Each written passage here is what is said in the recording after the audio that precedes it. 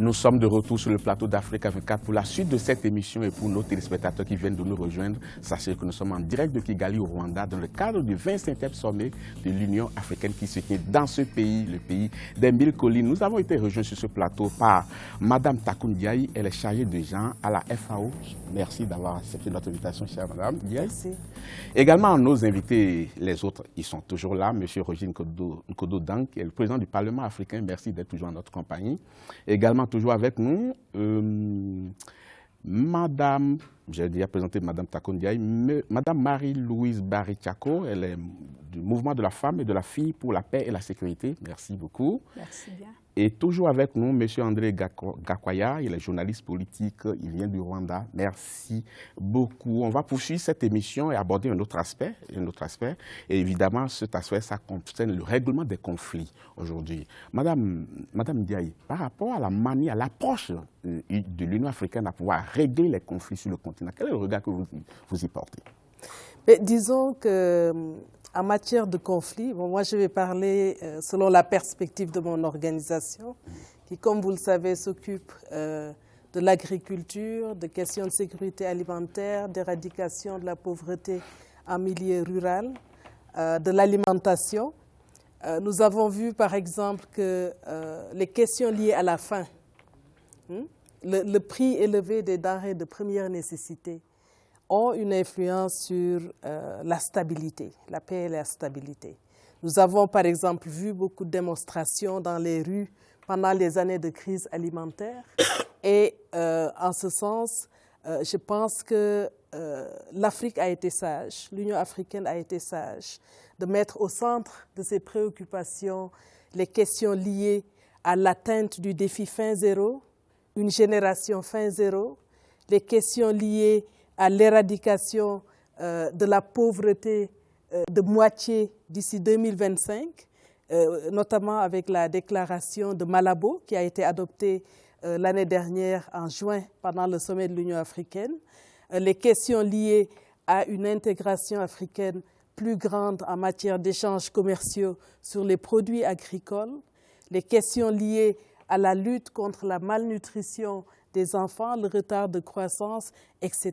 Donc, que l'Union africaine a eu quand même à poser des actes, c'est cela? L'Union africaine a posé des actes très concrets. Il faut savoir que depuis le PDDA, le programme détaillé de développement de l'agriculture africaine, l'agriculture a toujours été un pilier très important de ce document. Et il faut savoir que cette tendance a été poursuivie jusqu'à maintenant, par exemple, avec la déclaration de Malabo, mais également au niveau sous-régional. Nous savons que toutes les communautés économiques régionales ont un programme d'investissement agricole, les PRIA, les programmes régionaux d'investissement agricole, qui sont également traduits au niveau national par les programmes nationaux d'investissement agricole. Nous savons également que toutes les communautés économiques régionales en Afrique, la plupart d'entre elles en tout cas, ont une politique agricole commune. Donc pour moi, l'Afrique de l'agriculture, la sécurité alimentaire, la faim zéro, elle se construit et elle se construit de façon très solide. Merci beaucoup, Madame Ndiaye. Vous avez parlé de la déclaration de Malabo. Moi, je vous parlerai même en allant plus loin, en parlant de la déclaration de Maputo, qui demande aux États africains de consacrer 10% de leur budget à l'agriculture. Où est-ce qu'on en est aujourd'hui, Monsieur Ndiaye? Est-ce que vous avez eu vent de cela? Est-ce que dans l'applicabilité, cela se ressent réellement?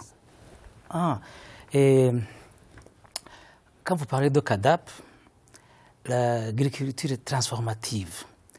Et récemment, il s'est tenu à Kigali un forum pour la recherche dans l'agriculture.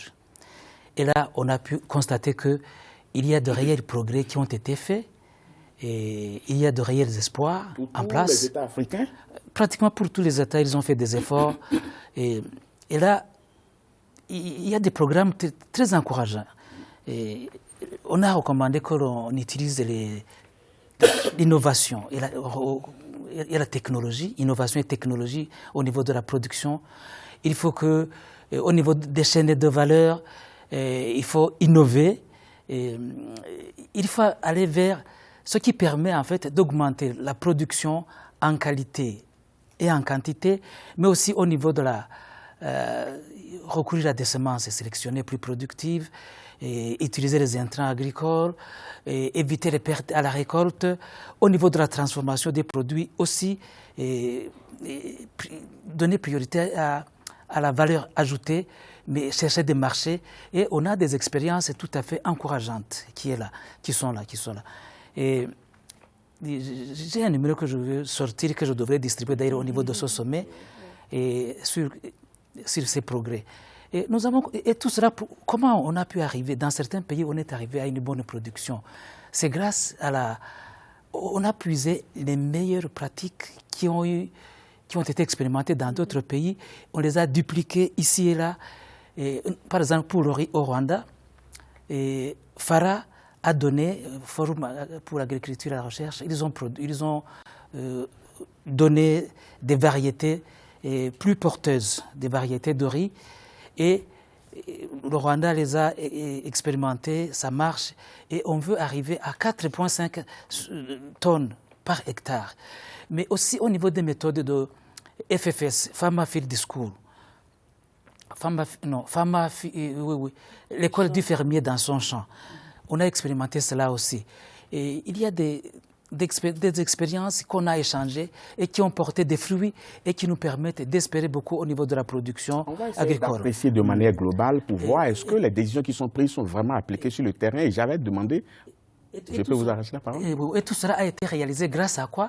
Grâce à la coopération régionale, à la coopération entre pays au niveau des meilleures expériences expérimentées. Pour les pays qui ont voulu bien mettre en application les instructions de l'Union africaine, on voit les résultats comme ce que vous êtes en train de décrire. Mais Mme Barichako, ôtez-moi d'un doute, est-ce que tous les États africains consacrent désormais 10% de leur budget à l'agriculture? Est-ce que c'est une réalité déjà? Je ne crois pas. Ça ne se voit pas.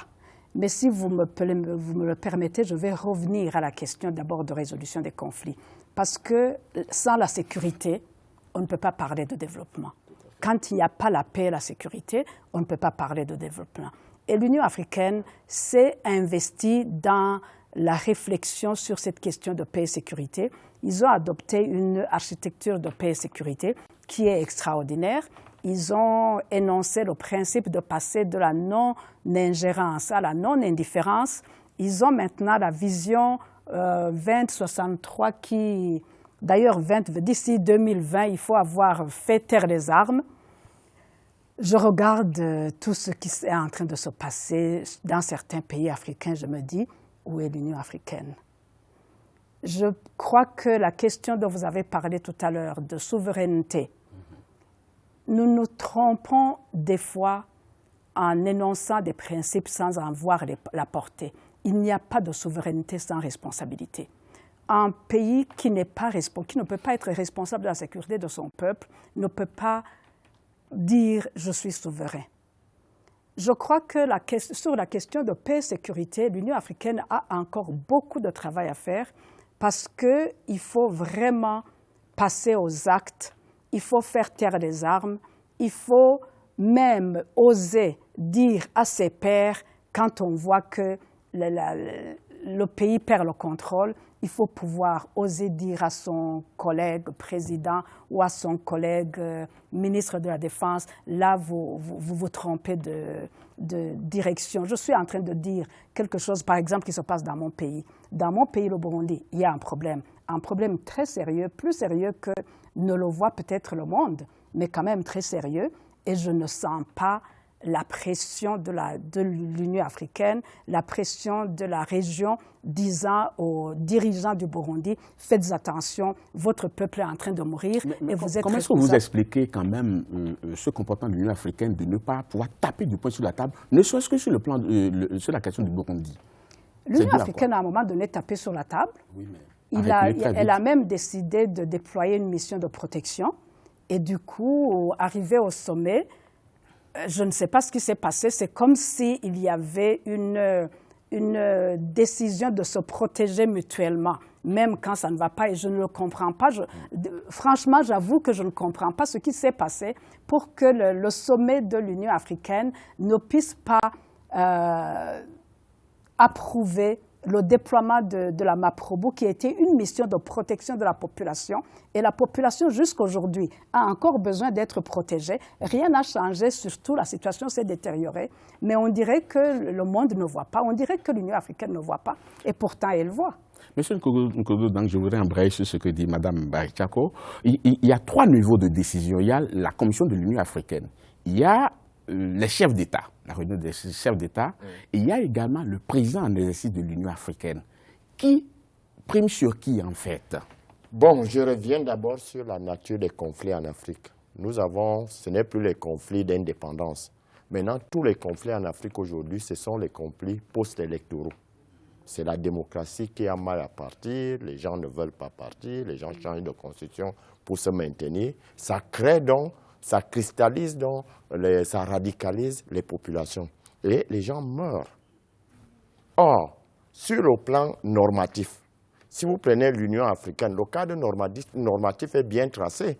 Nous avons la Charte africaine de la démocratie et des élections qui interdit toute prise de pouvoir par les armes ou tout changement de constitution. Vous connaissez très bien cela.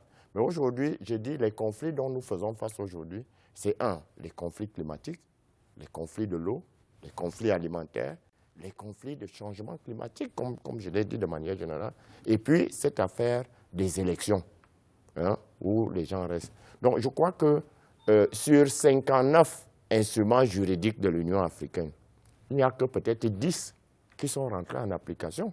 C'est pour vous montrer que le cadre normatif ne manque pas. Mais maintenant, aujourd'hui, qui fait quoi? Prenons par exemple le cas d'un pays qui n'a pas ratifié la Charte africaine de la démocratie, des élections et de la bonne gouvernance, et qui a un problème d'élection qui se pose. Quelle est la force de l'Union africaine à aller faire quoi que ce soit pour un pays qui dit non, moi je ne suis pas parti, je ne fais pas partie de cette charte? Vous faites quoi? Donc je dis qu'il y a des fuites, c'est pour ça qu'il faut qu'il y ait des mesures communes pour tout le continent. Et ça, il n'y a que le Parlement panafricain qui peut le faire, pour qu'on ait des lois, des législations communes, des législations transversales dans certains domaines. Par exemple, si nous disons dans le domaine de paix et de sécurité, nous disons il nous faut une force en attente, comment on peut l'appeler, mais cette force, que ça ne se pose plus le problème de qui va diriger la force. Parce qu'aujourd'hui, si on met une force en attente, on met un général anglophone, peut-être que ça ne sera pas les mêmes ordres que les francophones vont suivre. Il faut qu'on arrive à avoir des législations communes qui protègent le peuple africain, et non les États africains. Oui, mais au-delà de la protection, je posais la question tout à l'heure en disant, qui fait quoi dans la chaîne de commandement entre la commission électorale, entre le président en exercice, entre la réunion des chefs d'État? Vous avez répondu que dans le cadre où il y a un instrument juridique et que le pays n'est pas signataire de cette charte, qui va faire quoi?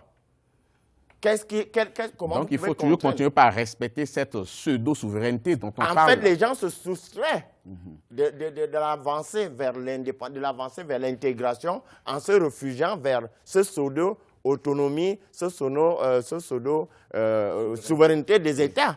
Parce que c'est de ça qu'il s'agit. Parce que quand il y a une norme continentale, si tu n'adhères pas, quel est le moyen qu'on va te contraindre avec? Non, tu vas toujours te réfugier que non. Vous avez parlé, par exemple, du Parlement panafricain qui aurait dû jouer un grand rôle, Parlement que vous dirigez d'ailleurs, mais apparemment, le Parlement ne sert pas à grand-chose. Bon, voilà, nous revenons donc sur les instruments juridiques de l'Union africaine. Oui. Qui a mis le Parlement en place? C'est pas Nkodo.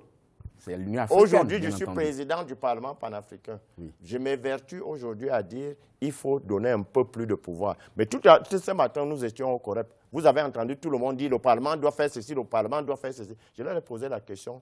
Vous ne pouvez pas demander quelque chose de son côté. Vous ne me donnez pas le pouvoir, mais vous voulez que j'aille intervenir sur tel ou tel aspect de la démocratie. Les gens vont me demander, mais toi, tu es qui? Donc moi, je crois qu'il faut mettre les institutions en place, leur donner, les moyens qu'il faut et le pouvoir nécessaire pour pouvoir travailler. Donc ça devient ce qu'on est en train de dire ici depuis là. Que le problème, ce n'est pas le cadre normatif qui fait défaut, mais c'est l'application de ces décisions par les États. C'est l'engagement des États à ratifier les accords qui ont librement signé. Le Parlement panafricain a été mis en place en 2004. Nous sommes aujourd'hui en 2016. Donc, ça fait 12 ans. Or, le texte disait qu'après 5 ans, le Parlement panafricain allait devenir un organe législatif. Et en 12 ans, je suis en train de me battre pour qu'on ratifie le protocole de Malabo qui conférait les domaines dans lesquels le Parlement devait légiférer.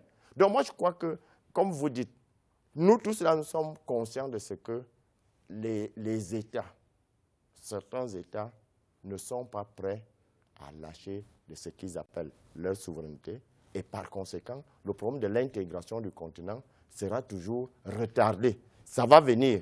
Je ne dis pas que ça ne va pas venir, mais ça va venir. Mais on prendra toujours du retard par rapport à l'avance vers l'intégration du continent. En tout cas, les téléspectateurs, les Africains suivent quand même ce que fait l'Union africaine. Et dans le cadre de cette émission, nous leur avons posé la question de nous dire quel bilan à l'actif de l'organisation de l'Union africaine et depuis l'OUA jusqu'à l'Union africaine aujourd'hui. Voici quelques réactions. Et Bakary Guendo nous dit il n'y a que le nom qui a changé pour dire simplement que je ne vois personnellement pas ce qui a changé jusque-là fondamentalement. J'incrimine pas là le mode de fonctionnement et les ressources de financement de l'instance africaine. Donc, il incrimine le mode de fonctionnement et les sources de financement. Adrien Mbongo dit, pour moi, personnellement, rien n'a changé. L'Union africaine est incapable de régler les conflits électoraux qui minent le continent, incapable de se prendre en charge financièrement elle-même, car jusqu'à présent, je remarque que l'organisation dépend toujours de l'Occident et ses actions sont dictées par les Occidentaux. Elle est toujours en complicité avec certains dictateurs qui ne cessent pas d'opprimer leur propre peuple.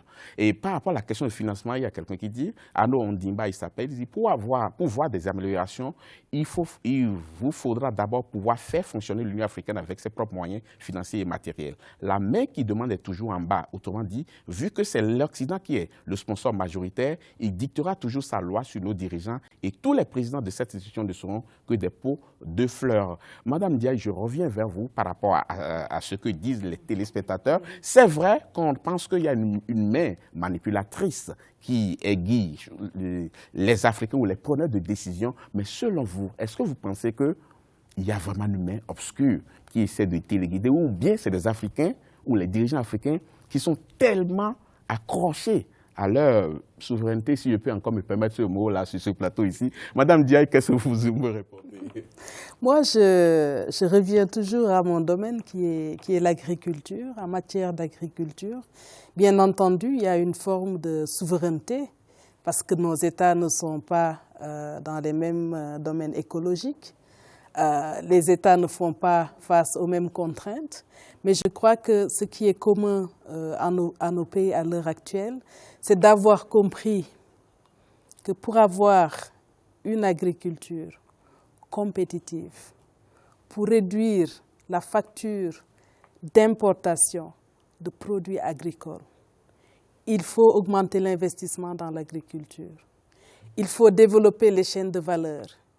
Il faut se départir d'une vision de l'agriculture qui ne regarde que ce que fait le ministère de l'Agriculture. Madame Diaye, est-ce que vous êtes d'accord avec moi que malgré toutes les décisions qui ont été prises, toutes les initiatives prises par l'Union africaine, les Africains ne nourrissent pas encore les Africains? C'est clair, mais on tend vers ça. Je crois que je me demande si on tend vraiment vers ça. Je ne suis pas si optimiste que vous. Ce que la communauté a compris, c'est qu'on ne peut pas atteindre le défi fin zéro si on continue avec nos méthodes de production agricole actuelles, avec des outils rudimentaires, des méthodes extensives, et qu'il faut développer des méthodes d'intensification de la production qui tiennent compte des défis, que ce soit liés au climat ou à d'autres raisons, qui tiennent compte de la résilience, qui tiennent compte de la modernisation du secteur agricole, de manière à renouveler la force de travail, attirer les jeunes dans l'agriculture. Madame Diaye, la question qui se pose de manière très triviale, que produit-on dans nos pays? On produit des produits qu'on exporte.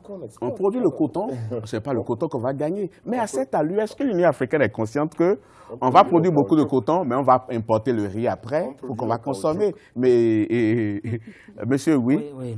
Alors, voilà. Et il faut savoir maintenant, l'Afrique fait face à des problèmes à tous les niveaux, dans tous les secteurs. Mais ce qui peut sauver l'Afrique, c'est que les Africains puissent innover.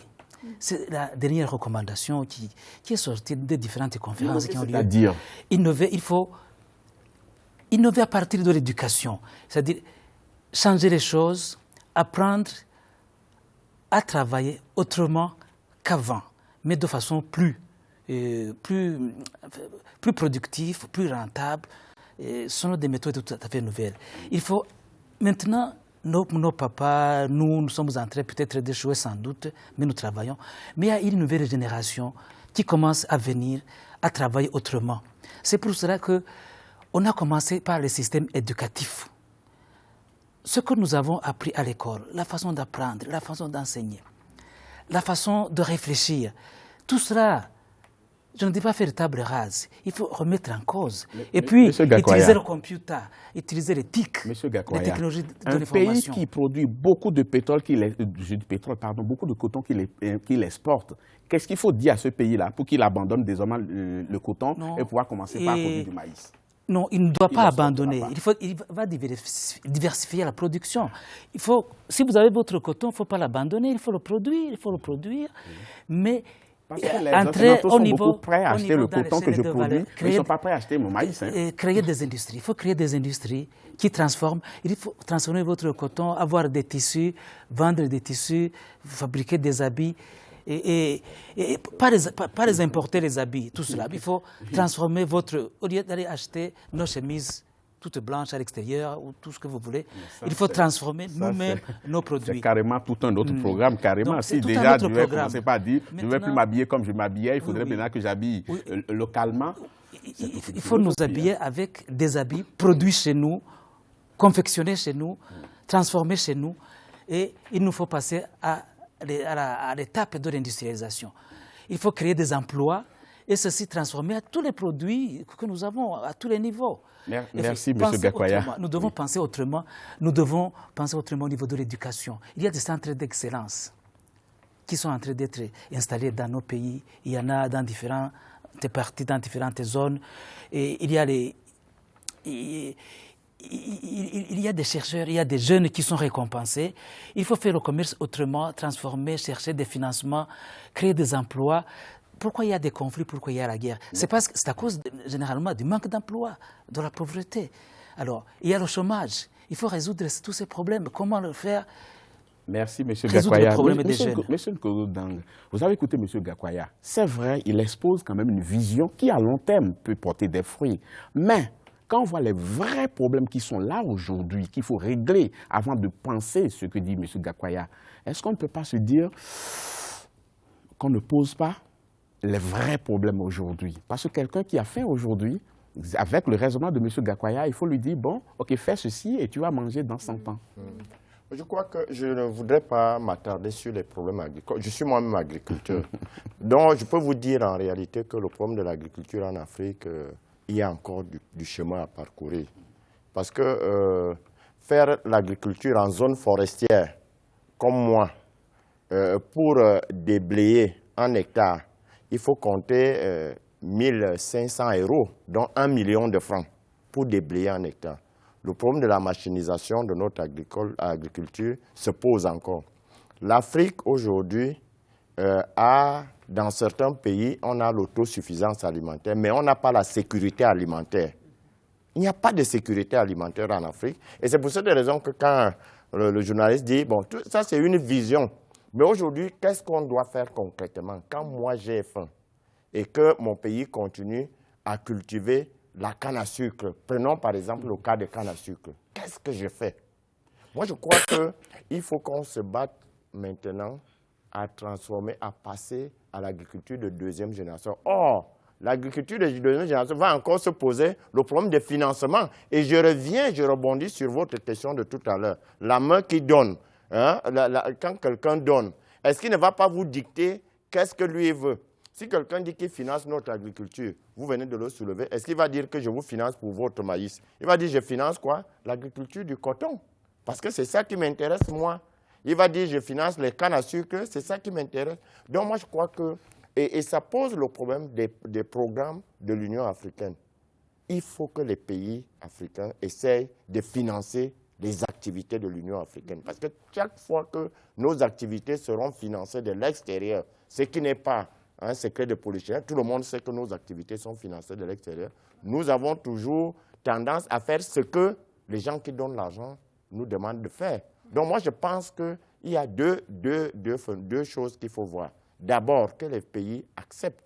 J'avais rencontré un grand de ce pays qui m'avait dit il faut que chaque pays accepte, même si on me demande d'enlever 1 centime sur mon budget pour financer les activités de l'Union africaine, ce n'est pas ça qui va faire tomber mon pays. Il disait ça, mais bon, pourquoi on n'arrive pas à faire ça? C'est ça la question. Et je crois que tout ce que nous recherchons, tant que l'homme ne sera pas au centre et que des politiques de développement, l'Afrique va rester, comme René Dumont l'avait dit, l'Afrique noire est mal partie. Merci beaucoup, M. Nkodo. Je prends cette belle phrase-là comme la conclusion de cette deuxième partie de notre débat. Madame Bari-Tiako, je sais que vous brûlez d'impatience de reprendre la parole. Vous l'aurez tout à l'heure. Nous allons marquer une pause et quand on va revenir, on va parler d'un certain nombre de cas concrets. Aujourd'hui, quand il y a coup d'État en Afrique, l'Union africaine suspend le pays où il y a le poutisme. Est-ce que pour cela, les États ne font plus, les dirigeants ont délaissé le coup d'État? Je ne suis pas sûr. On reviendra là-dessus également. Et la Cour africaine des droits de l'homme et des peuples, oui, dans la forme, mais dans le fond, est-ce que ça existe réellement? Et par rapport au respect de la démocratie, le fait que l'on torture encore des gens sur le continent, et pourtant l'Union africaine a mis des mécanismes pour interdire cela, pourquoi est-ce qu'on ne le respecte pas? C'est entre autres aspects que nous allons voir dans la toute dernière partie de cette émission, chers téléspectateurs. Ne partez surtout pas, on vous retrouve dans quelques instants.